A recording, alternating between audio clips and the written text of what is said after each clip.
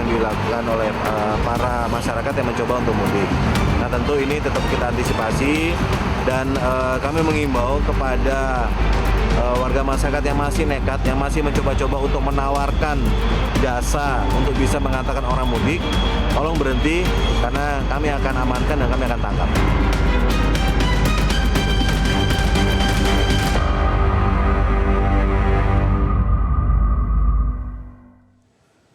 Pemirsa, selamat malam. Anda menyaksikan Prime Talk Tajam Mendalam bersama saya Rory Asyari. Pemirsa, di tengah larangan mudik dan upaya pemerintah untuk memutar balik kendaraan warga yang hendak mudik, ternyata ada saja warga yang nekat mudik dengan melakukannya secara ilegal atau justru ada penyedia jasa penyelundup pemudik.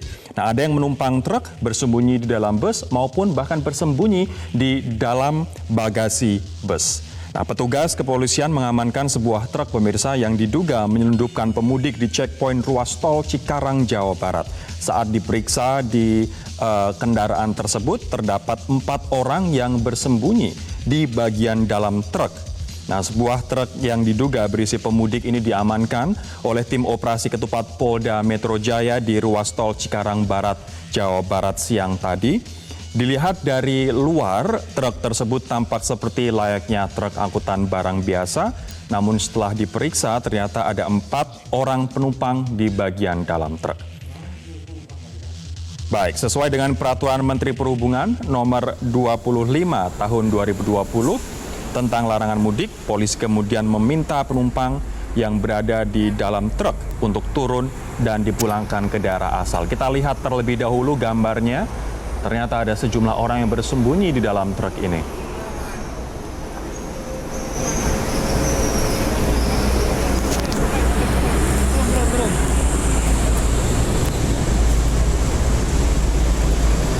Checkpoint ruas tol Cikarang, Jawa Barat. Videonan. Di mana seorang pengemudi truk diduga berusaha menyelundupkan 4 orang pemudik melalui ruang di dalam truk tersebut.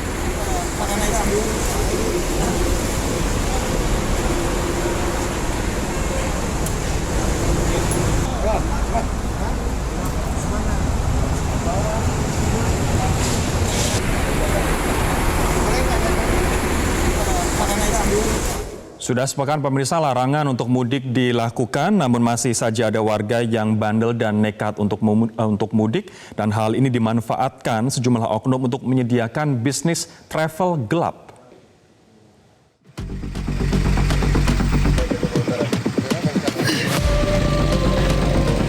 Adanya larangan mudik oleh pemerintah ternyata dimanfaatkan oleh sejumlah pihak. Di Cilegon, Banten, sebuah mobil jenis losbak ini terpaksa diamankan petugas setelah kedapatan membawa pemudik yang akan menyeberang ke Pulau Sumatera melalui Pelabuhan Merak. Setelah polisi memeriksa sopir, para pemudik ini ternyata dikenai ongkos Rp500.000 hingga Rp900.000 agar bisa lolos dari pemeriksaan petugas. Peristiwa serupa juga terjadi di Tasikmalaya, Jawa Barat. Sebuah mobil jenis minibus ini diamankan polisi karena membawa pemudik dari kota Bogor dan Bekasi. Sang sopir menawarkan jasa angkutan gelapnya melalui media sosial. Ini adalah kendaraan, kalau kita bilang taksi gelap, karena mengangkut penumpang tidak pada peruntukannya. Karena ini bukan mobil penumpang umum dan memang sengaja dirental untuk mengangkut orang dari zona merah, dari Jakarta, dari Bekasi. Ini kita definisikan sudah 5 kali mengangkut penumpang dan tadi malam bisa kita amankan. Di Jakarta, polisi juga sempat mengamankan sebuah mobil pribadi yang disulap menjadi mobil travel gelap untuk mengangkut penumpang. Pemudik diwajibkan membayar Rp300.000 hingga Rp500.000 tergantung kota tujuan. Pihak kepolisian mengaku khawatir dengan ulah para oknum yang menyediakan jasa mudik di tengah pandemi COVID-19. Kepolisian pun kembali mengimbau kepada pemudik agar menahan diri daripada membahayakan diri sendiri dan keluarga di kampung halaman. Tim Liputan, Metro TV.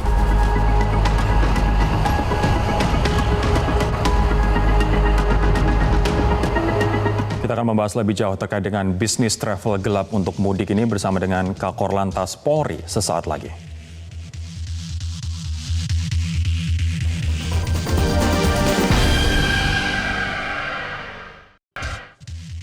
Kakor Lantas mendadak berhalangan, kita akan terhubung dengan Kabag Operasi Korlantas Polri Kombes Pol Benyamin. Pak Benyamin, selamat malam.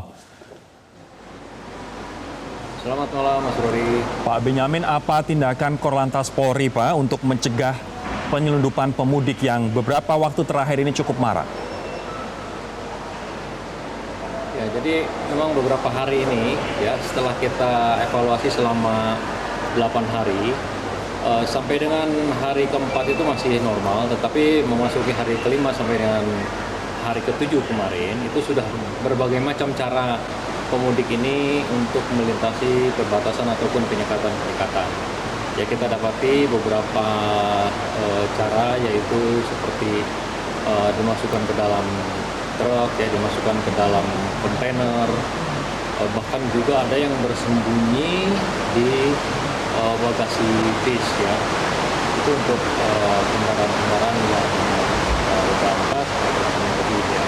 Kemudian kalau sepeda motor ya juga dengan berbelajar memasuki jalan. Tadi mohon maaf suaranya kecil sekali Pak Benyamin, mungkin kita bisa sedikit menaikkan suaranya begitu.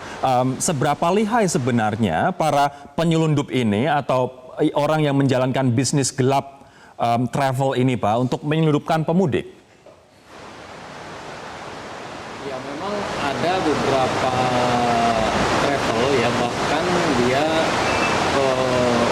mempublikasikan, mengiklankan travelnya melalui media sosial, ya. Itu juga sudah ditangkap oleh Polda Metro beberapa hari yang lalu, ya.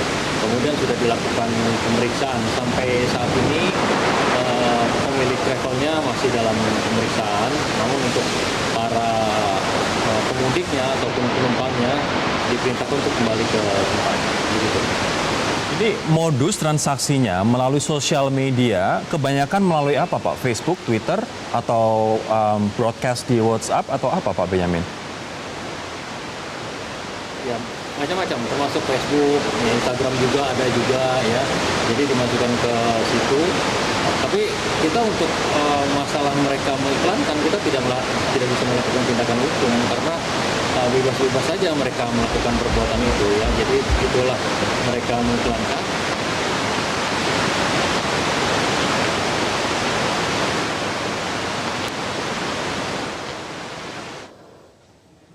Baik, mungkin kita travel yang juga sudah tertangkap oleh kita. Oke, karena memang aturan dari aturan yang ada bahwa sanksi diberikan mulai tanggal 8 Mei. Artinya mereka yang tertangkap hanya akan diberi pembinaan atau seperti apa Pak Benyamin? Sementara ini hanya dilakukan pemeriksaan, kemudian sudah dilakukan pemeriksaan oleh masing-masing Polda, mereka membuat pernyataan kemudian dikembalikan. Karena memang untuk apa yang mereka lakukan sebenarnya tidak ada pelanggaran hukumnya, ya kan. Yang dilarang kan adalah mudik, ya, tidak boleh mudik, sehingga kalau dia masih sebatas menyebarkan ataupun mengiklankan bisnisnya tidak masalah, tetapi ketika dia menggunakan jalan kemudian di tengah jalan kita lakukan penyekatan dan tertangkap, nah itulah yang baru kita tindak yang bersangkutan. Tindakannya pun masih sebatas pada pemeriksaan dan para pemudiknya kita suruh untuk kembali pulang. Nanti tanggal 8 Mei ketika aturan dengan sanksi diberlakukan, kelakuan seperti ini akan mendapatkan sanksi apa Pak Benyamin? Untuk sementara kalau kami dari pimpinan Polri, tindakan yang paling berat dari kita adalah hanya mengembalikan pemudik ke tempat mereka berangkat. Tetapi apabila pun akan diterapkan, kita masih tetap memberikan pilihan. Anda mau ditindak dengan denda yang 100 juta itu atau mau kembali, ya. Kira-kira bisa dibayangkan orang pasti akan memilih yang mana? Pasti orang akan memilih untuk dia kembali dan tidak meneruskan untuk mudik. Mungkin duitnya banyak, mungkin mau bayar 100 juta itu juga bisa Pak Benyamin.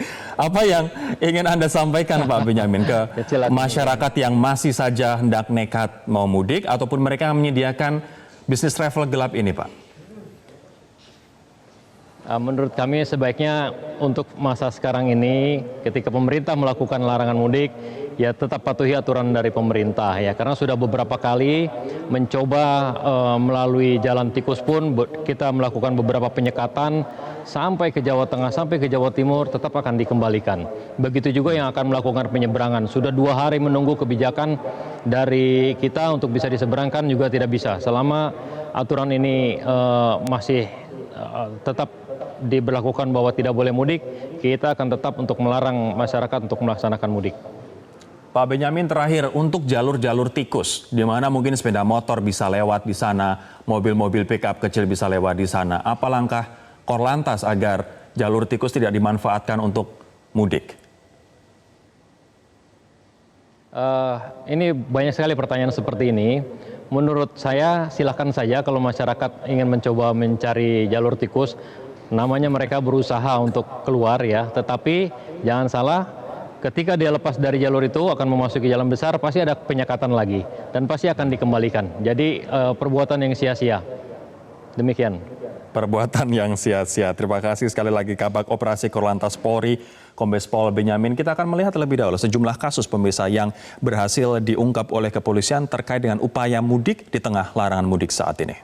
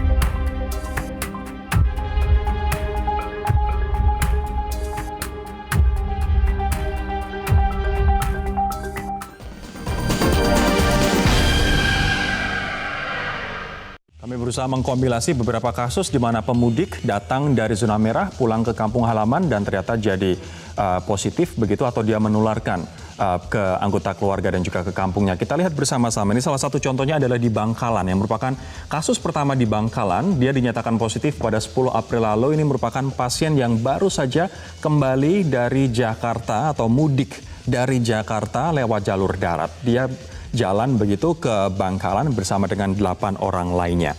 Ada juga kasus, salah satu kasus pertama di Kudus pada tanggal 4 April yang lalu. Pada waktu itu hanya ada 2 kasus positif, satu diantaranya adalah orang yang juga pulang kampung atau mudik dari Jakarta. Nah saat ini di Kudus pemirsa ada 89 orang yang dikarantina di rusun akibat mudik dari zona merah termasuk Jakarta. Sementara menurut Dishub Kudus per 27 April kemarin ada 1.151 pemudik yang masuk ke Kudus. Kita akan bergeser ke Jawa Tengah ke Cilacap. Ini ada 8 orang yang menyewa travel begitu dari Jakarta kemudian pulang ke Cilacap. Awalnya mereka baik-baik saja. Namun beberapa hari kemudian salah satu anggota keluarga dari satu orang di antara 8 orang ini ternyata ada yang meninggal begitu. Anggota keluarganya bukan 8 orang ini, tapi anggota keluarga dari salah satu mereka ada yang meninggal dengan gejala mirip dengan COVID-19. Nah kemudian 8 orang ini kemudian di tracing dan juga dilakukan rapid test, ternyata ke-8 orang ini positif. Saat ini mereka dirawat di rumah sakit RSUD di Cilacap dan masih menunggu hasil tes swab PCR. Namun menurut hasil rapid test 8 orang ini positif. Kemudian di Ciamis ada 1 orang yang dinyatakan positif COVID-19. Dia juga mudik dari Jakarta. Kemudian menularkan ke ayahnya yang pada waktu itu sakit stroke berusia 72 tahun. Dan bahkan si pasien ini atau si orang ini yang mudik dari Jakarta ini menginap di rumah sakit tempat ayahnya dirawat. Sehingga ayahnya kemudian mulai mengeluarkan simptom atau gejala seperti COVID-19 dan dapat dipastikan bahwa si ayah dan juga si anak pun positif COVID-19 akibat anak yang mudik dari Jakarta. Ada juga kasus di Madiun pemirsa di Jawa Timur di mana ada satu orang kerabat yang mengunjungi nenek begitu di Madiun. Nah, kerabat ini berasal dari Surabaya. Ternyata akibat kunjungan dari kerabat tersebut, sang nenek yang hidup di Madiun akhirnya positif COVID-19 dan saat ini dirawat di RSUD Dr. Sudono Madiun, Jawa Timur.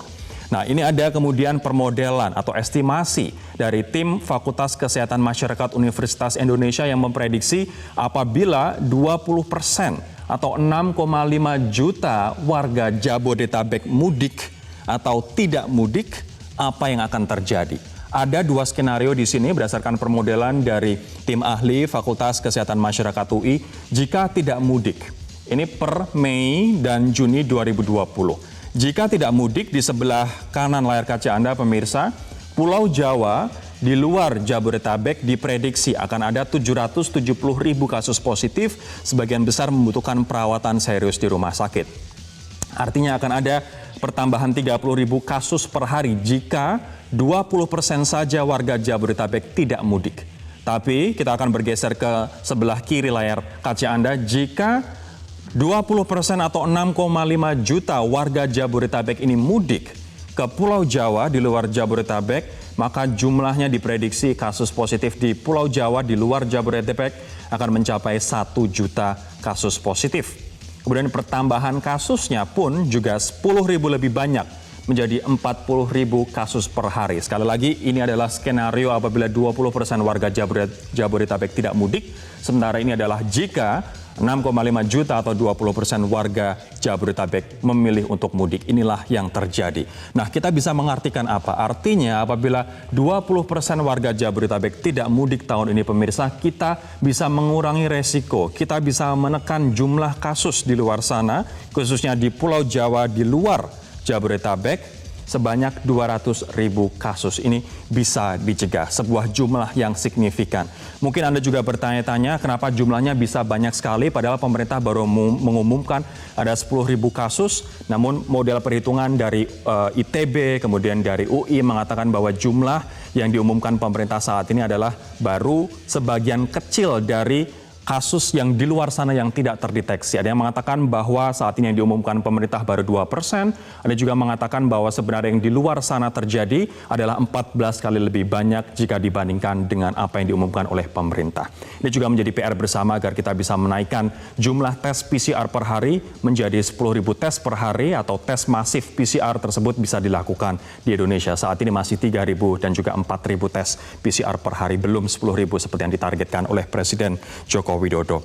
Nah, kita sekarang akan mencoba mengkonfirmasi. Satu kasus yang menarik adalah kasus di Cilacap begitu, di mana 8 orang yang tadi saya sebutkan pemirsa pulang kampung dari Jakarta ke Cilacap ternyata menularkan ke saudaranya dan 8 orang ini ternyata positif COVID-19 berdasarkan hasil rapid test. Kita akan mencoba menyapa Gubernur Jawa Tengah, ada Ganjar Pranowo. Mas Ganjar, selamat malam. Ya, selamat malam Mas Rory. Kita juga akan nantinya berbincang dengan Dr. Muhammad Muklas Rianto, Direktur RSUD Majenang Cilacap. Pak Muklas, selamat malam Pak Muklas. Baik, kita masih akan mencoba untuk menghubungi Pak Muklas. Nanti di segmen selanjutnya saya akan ke Mas Ganjar terlebih dahulu. Mas, awal mulanya 8 orang ini diketahui positif dan juga pulang ke Cilacap. Awal mulanya seperti apa, Mas? Ya, saya mendapatkan laporan dari Pak Bupati, dikirimi pemberitaan tentang itu. Jadi pada saat diketahui kemudian dicek dan dia positif dirawat di RSUD, Pak Bupati menyampaikan urut-urutan kronologisnya melalui travel dan sebagainya dan mereka ketularan lah, kira-kira seperti itu. Singkat ceritanya kemudian diurus oleh pemerintah Kabupaten Cilacap, dimasukkan ke rumah sakit dan memang awalnya ini yang mengerikan sebenarnya. Mengerikan dalam arti tidak menakut-nakuti rakyat. Mengerikan dalam arti, hati-hati ya, kalau kalian nekat mudik, nyelonong, bolos, ngeyel, terus kemudian sampai kampung seperti ini loh kejadiannya. Karena apa Mas? Mereka yang pulang ini orang tanpa gejala, tidak kelihatan. Mereka kelihatannya fit semuanya kok. Kita tidak pernah tahu soal itu. Ini maka seriusnya kenapa, tadi disampaikan bagus banget ya, Mas Rory sampaikan tadi kalau tidak mudik berapa, 770.000, kalau mudik sampai dengan 1 juta. 1 juta itu banyak loh itu. Ya, ratusan ribu itu banyak loh itu. Itu artinya rumah sakit juga akan kepayahan kalau kemudian kita mengelola mereka pasien yang cukup banyak ini. Maka ini betul-betul PSBB-nya ini kita bantu. Jadi ini bukan persoalan Jabodetabek, ini persoalan Indonesia sekali lagi. Kita semua mesti bantu mengingatkan pada mereka dan checkpoint-checkpointnya ya saya kira mesti lebih tegas saja begitu.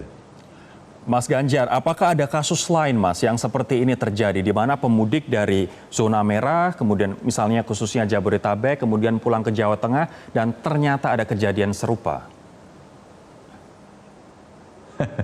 Saya boleh cerita Mas ya yang agak banyak ya. Kami sampai hari ini masih mengundang, kami masih mengumumkan kepada para jamaah ex-istimewa ulama yang ada di Goa. Ini Mas di kabupaten-kabupaten ini banyak begitu ya. Terus kemudian beberapa di antaranya sudah positif. Kalau tidak salah kita sudah nemu kurang lebih yang positif 36 kok Mas. Jadi ini serius menurut saya. Jadi ini dari zona merah kita tidak tahu mereka sudah berkeliaran sudah 1 bulan lebih. Atau barangkali kejadian yang di Rumah Sakit Karyadi. Ini dokternya nggak ngurusin COVID. Pak dokternya ngurusin orang anak dengan hidrosipalus. Ngoperasi biasa, apa hubungannya sama COVID? Relatif nggak ada.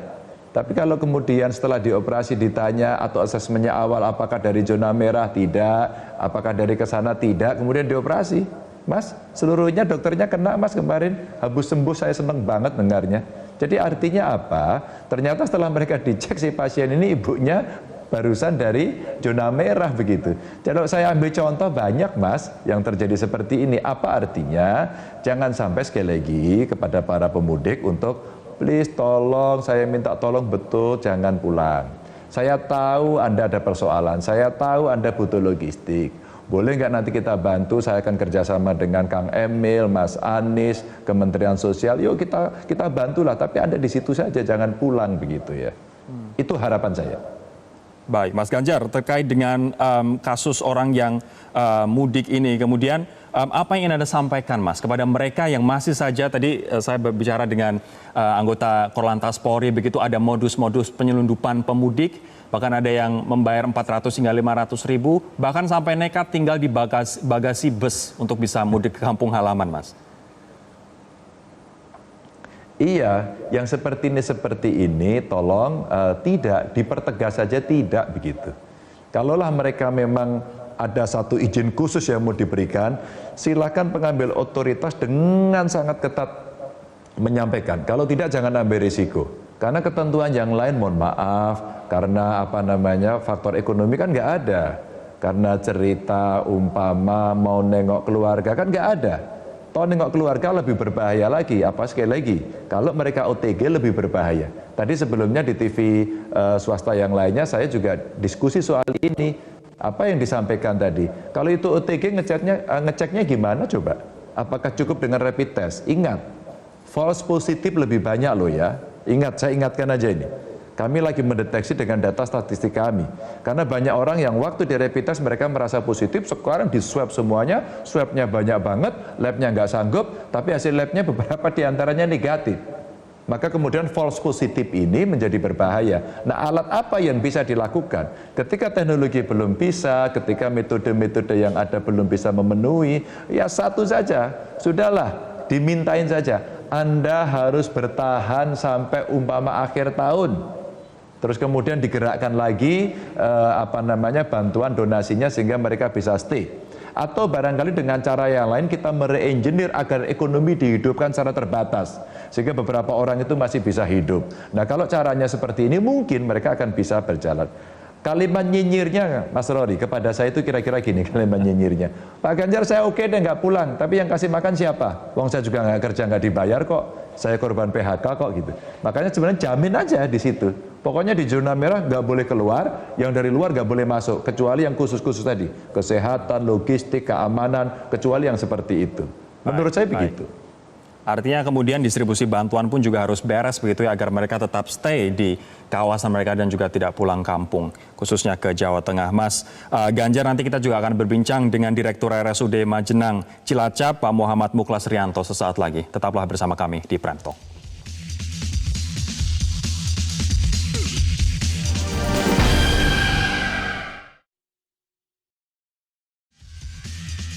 Sekarang saya akan menyapa juga pemirsa, ada Dr. Muhammad Ikhlas Rianto, Direktur RSUD Majenang Cilacap. Pak Rianto, apa kabar? Selamat malam Pak Rianto. Selamat malam. Pak Rianto, kita juga tergabung dengan Mas Ganjar Pranowo, Gubernur Jawa Tengah. Saya akan ke Anda terlebih dahulu, Pak Dokter. Bagaimana kondisi ke-8 orang yang pada tanggal 8 atau 9 April kemarin pulang kampung dari Jakarta ke Cilacap, Pak? Oh iya. Untuk saat ini kondisinya stabil, bagus, tidak ada apa-apa.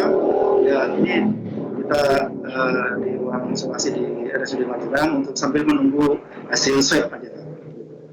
Jadi kondisinya stabil, bagus. Baik, kondisi stabil tanpa gejala. Mereka seperti apa bentuk isolasi mereka di rumah sakit Anda? Oh, jadi bentuk isolasinya itu karena untuk meminimalisasi kontak, sehingga ya ruangan besar biasa dan diberi fasilitas supaya dia juga membuat dia tuh nyaman gitu sambil menunggu hasil swab gitu ya. Tetapi ada juga kegiatan monitoring dari tenaga medis dan juga ada pendampingan dari psikolog begitu. Ada tadi yang dijelaskan oleh Mas Ganjar, ada kemungkinan false positif juga bahwa memang rapid test secara akurasi tidak setinggi swab test dan belum bisa dipastikan apakah mereka positif atau tidak karena mereka masih menunggu hasil swab test PCR dari lab terkait begitu. Tapi bisa dijelaskan seperti apa Pak penanganan awal ketika kemudian mereka dites rapid test ternyata hasilnya positif? Oh iya, ya memang awalnya kan dari ada laporan dari Puskesmas bahwasanya ada kematian dan juga ada kunjungan dari luar daerah kan gitu. Jadi, ternyata itu ada yang kematian, setelah itu di tes rapid oleh Puskesmas dan positif sehingga langsung diisolasi ke RSUD Majenang gitu tanggal 20 kalau salah gitu. Nah, Mas jadi Ganjar, saya untuk silakan Pak. halo? Silakan Pak Rianto. Oh iya, jadi itu kita isolasi harapannya biar dia minimal tidak ada kontak dengan yang lain kan gitu. Dan di ruangan memang juga nyaman gitu. Dan kita terus monitoring terus, kita monitor terus kegiatannya, kesehatannya dan kestabilannya. Gitu. Oke, saya sekarang akan ke Mas Ganjar terlebih dahulu.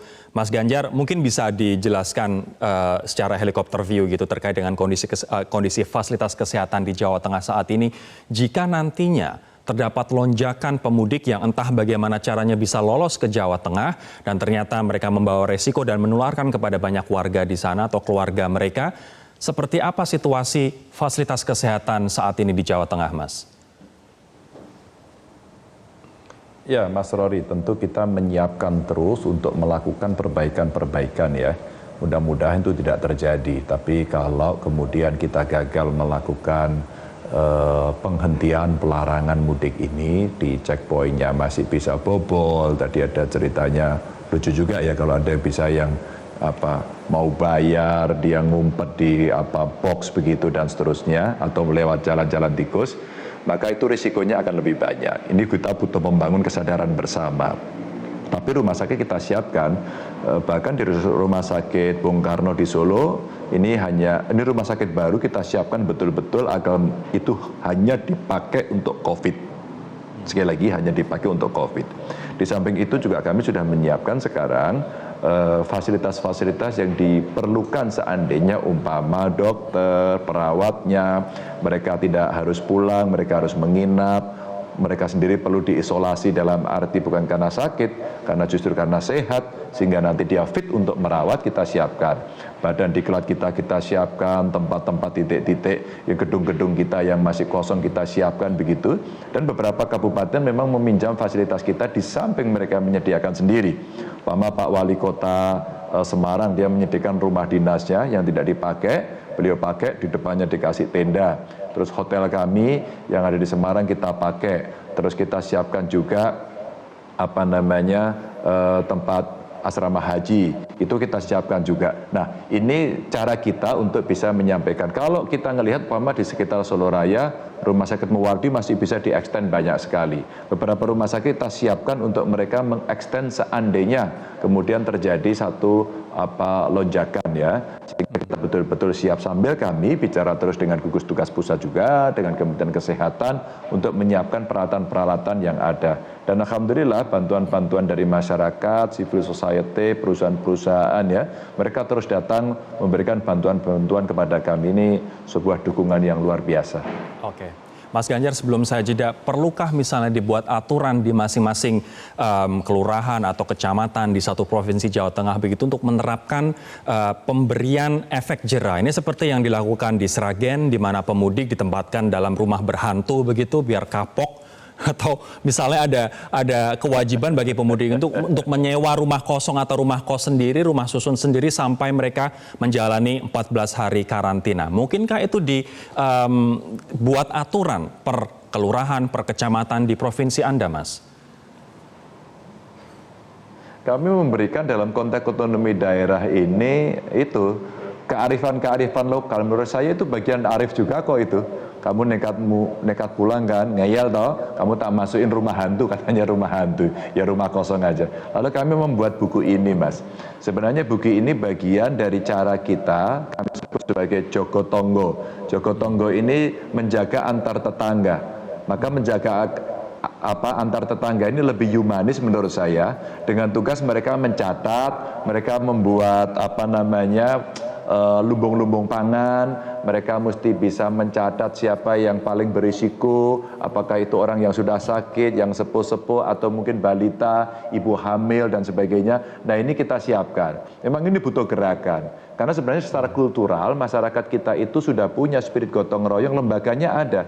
Tinggal ini didampingi oleh tokoh agama, ulama, kiai kampung, terus kemudian ahli-ahli kesehatan atau petugas medis, sehingga mereka protokol kesehatannya benar. Nah, selebihnya itu tadi, bisa kemarin ada satu mas pulang nggak mau dikarantina, dipaksa akhirnya seperti itu. Nah, cara seperti itu memang bisa sedikit memberikan pembelajaran lah kepada mereka buat yang ngeyel dan nekat-nekat itu. Mungkin sebagian orang Indonesia memang harus dipaksa, Mas, biar kapok begitu ya. Kita akan kembali lagi Bapak-Bapak setelah jeda berikut ini, tetaplah bersama kami di Prime Talk.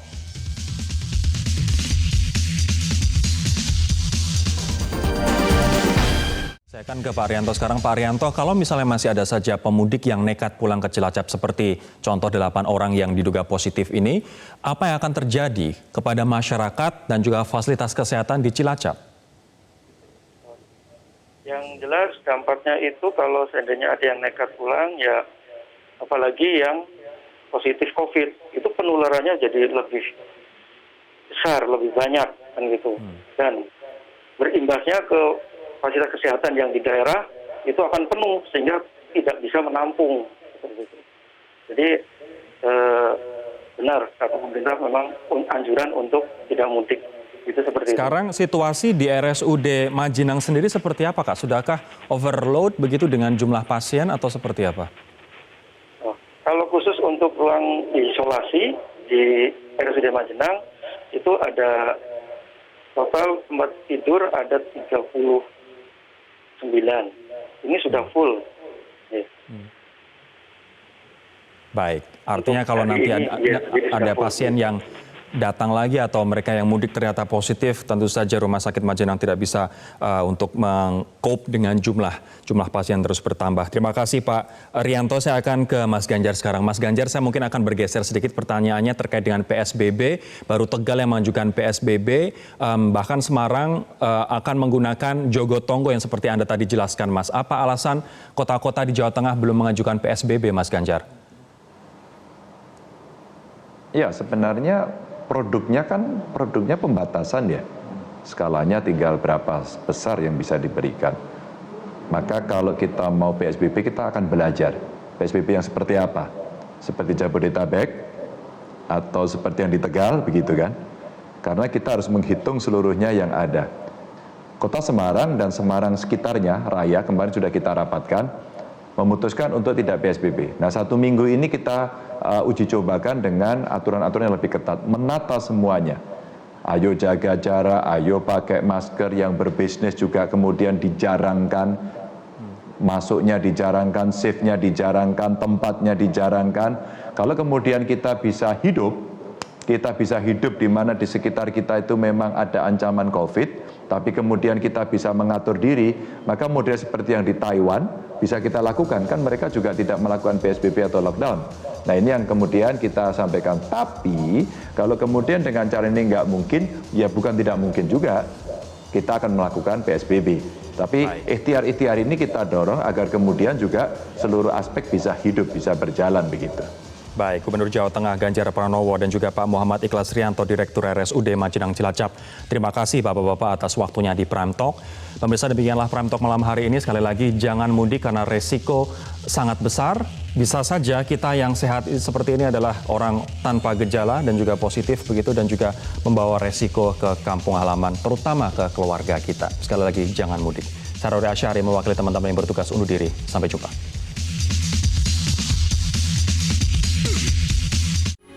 Metro TV, knowledge to elevate.